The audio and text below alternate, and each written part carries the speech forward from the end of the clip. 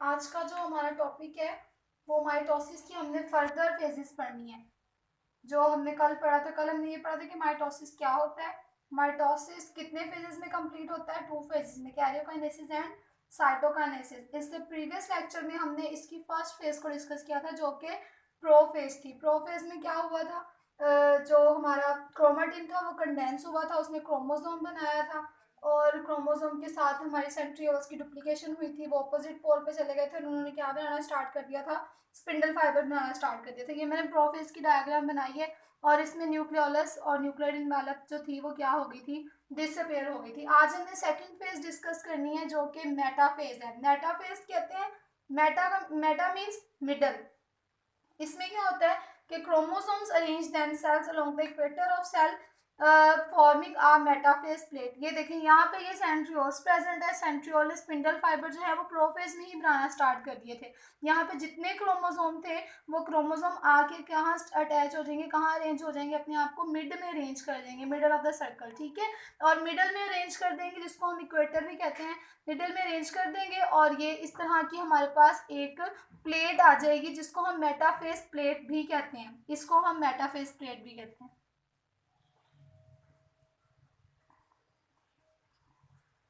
अब ये वाला मैंने आपको बताया था कि यहाँ सेंट्रोमियर के साथ ही एक प्रोटीनिक स्ट्रक्चर प्रेजेंट होता है जिसको हम क्या कहते हैं, काइनेटोकोर कहते हैं। और उसी काइनेटोकोर के साथ आके स्पिंडल फाइबर्स क्या होते हैं, अटैच होते हैं।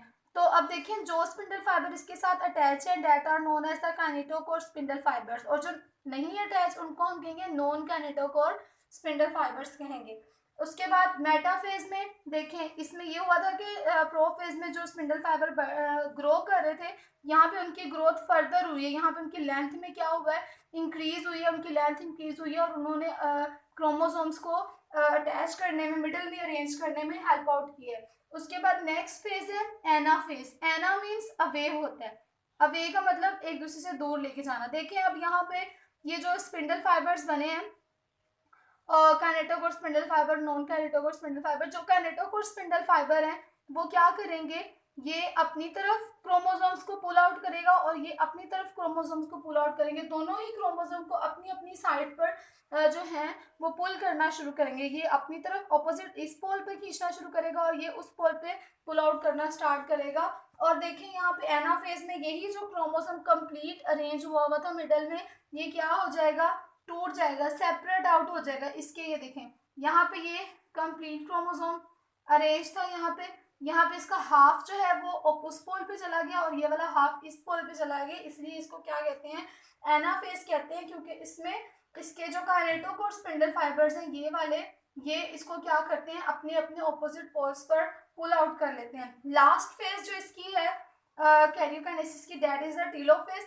टीलोफेज में क्या होना है, ये बिल्कुल जो है वो रिवर्स है किसका, प्रोफेज में। प्रोफेज में जो चीजें हुई थी, मतलब जो चीजें डिसअपेयर हुई थी वो यहाँ पे रीअपेयर होंगी और जो यहाँ पे रीअपेयर हुई थी वो यहाँ पे डिसअपेयर होंगी। यहाँ पे क्या चीज डिसअपेयर हुई थी, यहाँ पे न्यूक्लियोलस और न्यूक्लियर इनवेलप डिसअपेयर हुआ था।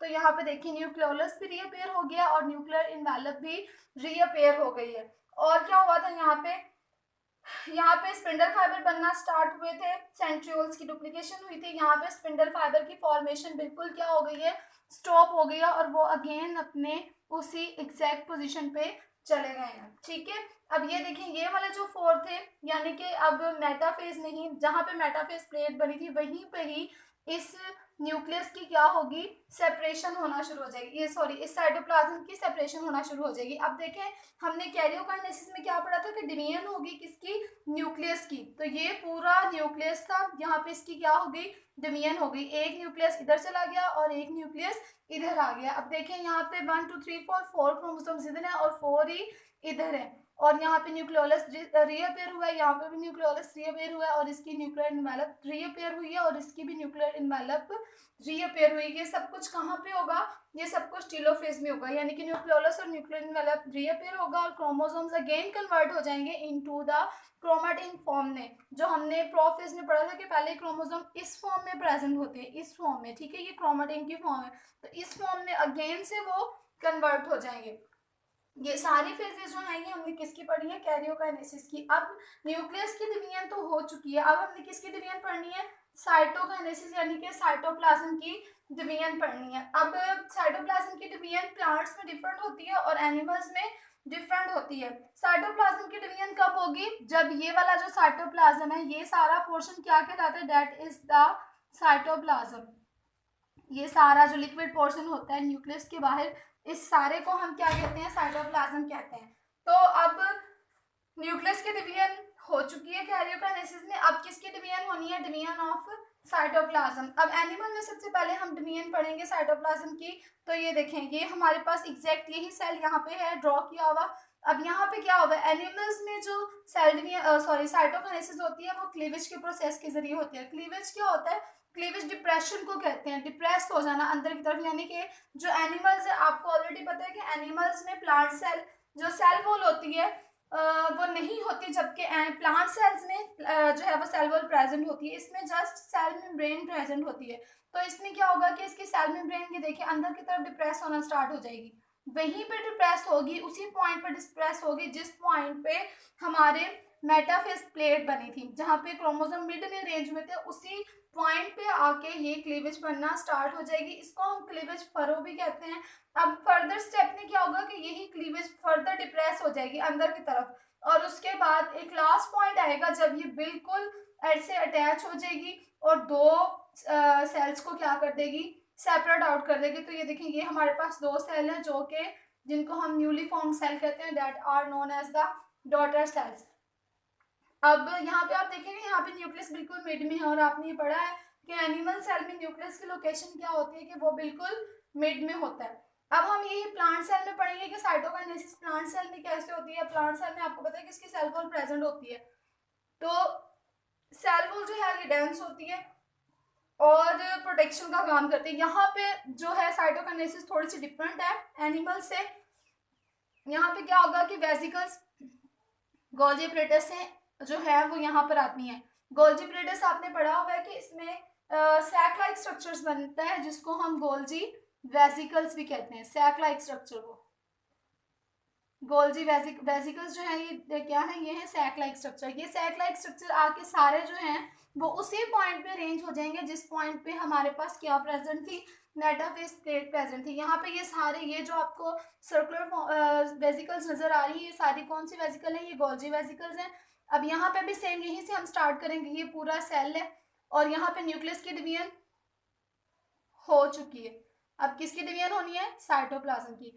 तो अब ये हमारे पास दो सेल है, अब यहाँ पे साइटोप्लाज्म डिवाइड होगा तो फिर ये दोनों अलग सेपरेट आउट हो जाएंगे। अब यहाँ पे ये जो वेसिकल्स हैं, नेक्स्ट स्टेप में देखिए कि यही वेसिकल्स एक दूसरे के साथ फ्यूज हो जाती हैं। फ्यूज का मतलब होता है जुड़ जाती हैं, और देखेंगे जुड़ जाती हैं और उसके बाद सेल मेम्ब्रेन के साथ फर्दर जब फ्यूज करती हैं तो ये इस तरह इनके साथ बिल्कुल सेल मेम्ब्रेन, इसकी जो सेल मेम्ब्रेन है और जो उसके साथ बिल्कुल फ्यूज हो जाती है, और लास्ट में ये देखें ये दो हमारे पास न्यूली फॉर्म डॉटर सेल आते हैं। जो हमारे पास ये फ्यूज फॉर्म में प्लेट आती है, यानी कि जो वेसिकल्स आपस में फ्यूज हो जाते हैं और फिर फ्यूज होने के बाद ये इस तरह की प्लेट बनाएंगे, इसको हम सेल प्लेट भी कहते हैं और इसको हम फ्रेगमोप्लास्ट भी कहते हैं।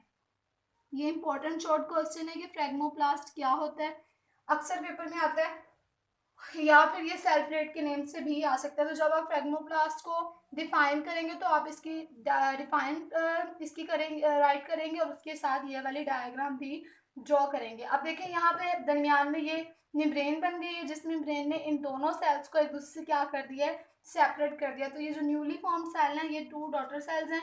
यहाँ पे न्यूक्लियस आपको पता है साइड्स पे क्यों है, क्योंकि आपने पढ़ा था कि प्लांट सेल में जो न्यूक्लियस की लोकेशन होती है वो साइड पे होती है। क्यों साइड पे होती है, क्योंकि उनके मिडल में, सेंटर में एक लार्ज वैक्यूल प्रेजेंट होता है जो कि for the storage of water and food के लिए होता है, इसलिए इसकी में न्यूक्लियस की लोकेशन साइड पर है, जबकि एनिमल सेल में न्यूक्लियस की लोकेशन सेंटर में है।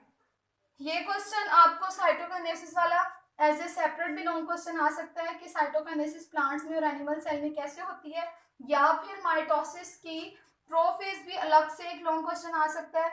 और अलग से क्वेश्चन ये भी आ सकता है कि माइटोसिस क्या होती है और इसकी स्टेजेस को एक्सप्लेन करेंगे, या फिर मेटाफेज, एनाफेज और टीलोफेज, ये collectively as a long question आ सकते हैं। तो इससे रिलेटेड तमाम शॉर्ट क्वेश्चंस मैंने यहाँ पे राइट किए हैं। पहला क्वेश्चन ये है कि what is metaphase plate. Metaphase plate इसी को कहते हैं जब क्रोमोसोम आके इक्वेटर पे अरेंज हो जाएंगे तो इसको हम क्या कहेंगे, मेटाफेज प्लेट कहेंगे। जब आप मेटाफेज प्लेट की डिफाइन राइट करेंगे तो साथ में ये वाले डायग्राम भी ड्रॉ करेंगे, ये वाली डायग्राम भी ड्रॉ करेंगे। उसके बाद है how cytokinesis takes place in animal cell. Animal cell भी मैंने आपको बताई है कैसे साइटोकाइनेसिस होगी, क्लीवेज के प्रोसेस के जरिए क्लीवेज फॉरो बनेगा और क्लीवेज फॉरो डीप होगा और फिर वो न्यूली डॉटर सेल्स जो है वो फॉर्म होंगे।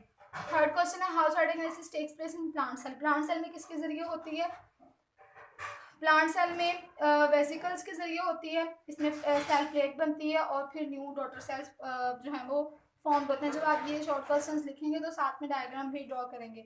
लास्ट क्वेश्चन है व्हाट इज सेल प्लेट या फिर व्हाट इज फ्रेगमोप्लास्ट। फ्रेगमोप्लास्ट में आप ये लिखेंगे कि जब वेसिकल्स फ्यूज होती हैं तो वो मिलकर एक सेल बाउंड डिस्क बना देती हैं, इसको हम डिस्क भी कह सकते हैं। Cell bounded, cell membrane bounded disc बना देते हैं जिसको हम क्या कहते हैं, सेल प्लेट कहते हैं या फिर क्या कहते हैं, फ्रेगमोप्लास्ट कहते हैं। Thank you.